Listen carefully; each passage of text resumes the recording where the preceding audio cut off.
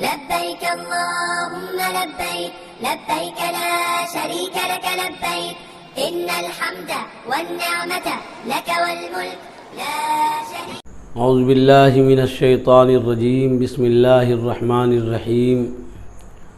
وَلِلَّهِ عَلَى النَّاسِ حِجُّ الْبَيْتِ مَنِ اسْتَطَاعَ إِلَيْهِ سَبِيلًا. اسلام کے 4 ارکان ہیں، ان میں عظیم الشان رکن حج ہے.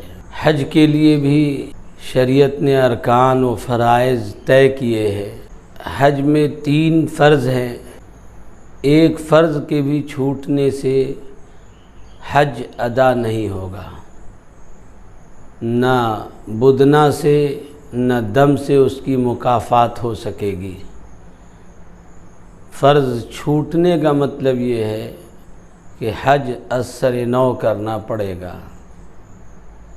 ترتیب وار ان فرائض کو شمار کیا جاتا ہے. نمبر 1 احرام باندھنا، یعنی دل سے نیت کرنا اور زبان سے تلبیہ لبیک اللہم لبیک لا شریک لک لبیک ان الحمد والنعمت لک والملک لا شریک لک.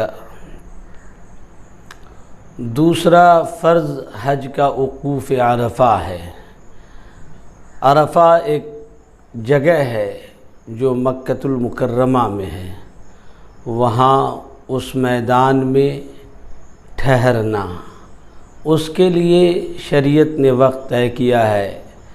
9 ذی الحجہ کے زوال آفتاب کے بعد سے